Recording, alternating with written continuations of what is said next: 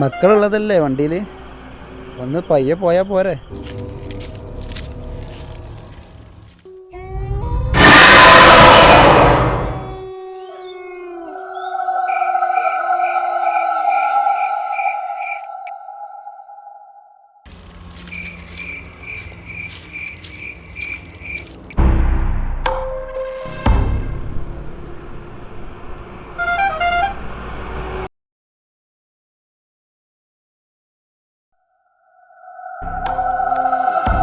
അല്ല, കുറച്ചു നേരമായി ഞങ്ങൾ ശ്രദ്ധിക്കണം.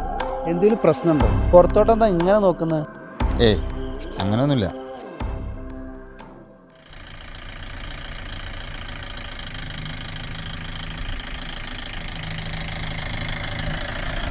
മക്കളെ ഇറങ്ങിട്ടാ, മഴ വരുന്നുണ്ട്. എന്നാ ശരിട്ടാ.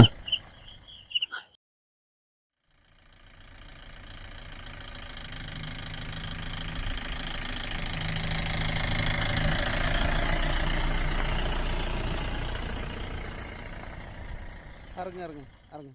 ആ ആ അങ്ങോട്ട് അരുവിക്ക് വാ മക്കളെ.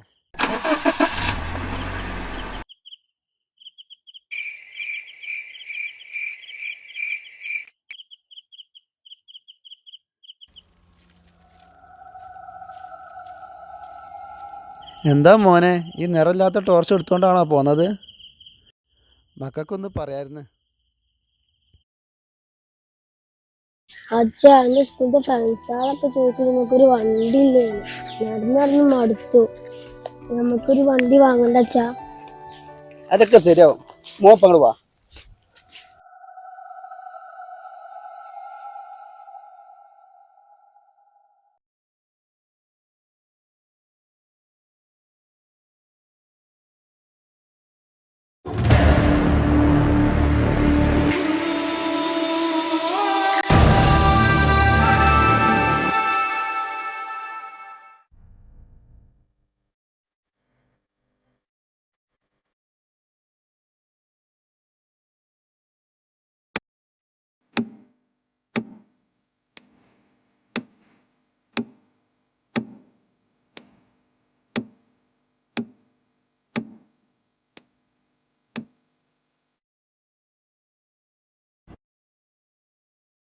കടം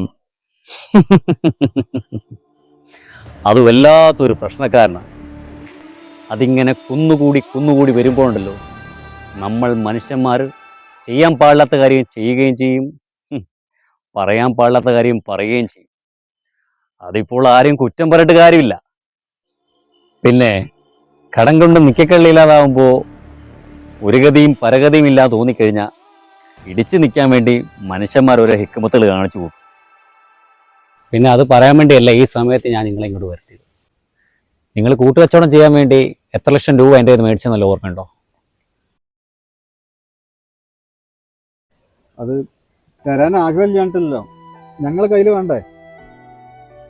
കടം ഒന്ന് കുന്നുകൂടിയപ്പോൾ ഞങ്ങൾ നിങ്ങളെ കയ്യിൽ നിന്ന് മാത്രമല്ല പലരുടെ കയ്യിൽ നിന്ന് കടം വാങ്ങിയിട്ടുണ്ട്. നിങ്ങൾ പല ബിസിനസ്സും ചെയ്തു, ഒന്നും അങ്ങോട്ട് ക്ലച്ച് പിടിച്ചില്ല. സമയദോഷം അല്ല എന്താ?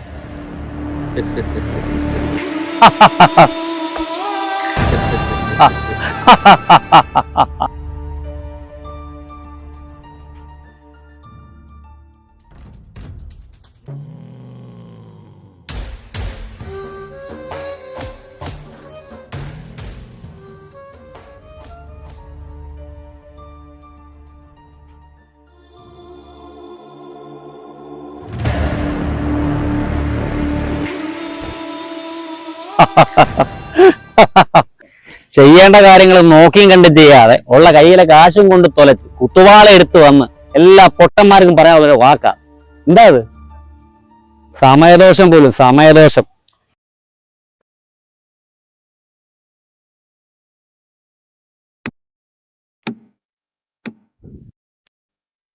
നിങ്ങൾക്ക് 3 പേർക്കും രക്ഷപ്പെടാനുള്ള മാർഗം ഞാൻ പറഞ്ഞുതരാം.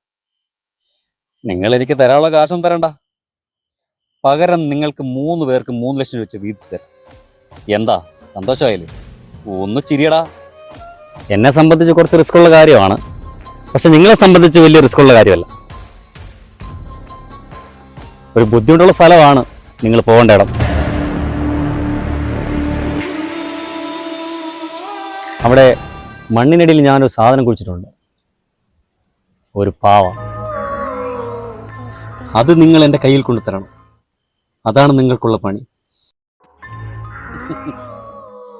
വെറും പാവയല്ല, അതിനുള്ളിൽ വില കൂടിയ വൈരക്കല്ലുകൾ. അതെങ്ങനെ അവിടെ വന്നിട്ടുണ്ടാന്ന് നിങ്ങൾ ചിന്തിച്ച് കാണും. അതൊരു കഥയാണ്. അത് വഴി നിങ്ങൾക്ക് ഞാൻ പറഞ്ഞുതരാം. നിങ്ങൾ റെഡിയാണെങ്കിൽ എന്നെ വിളിക്കും.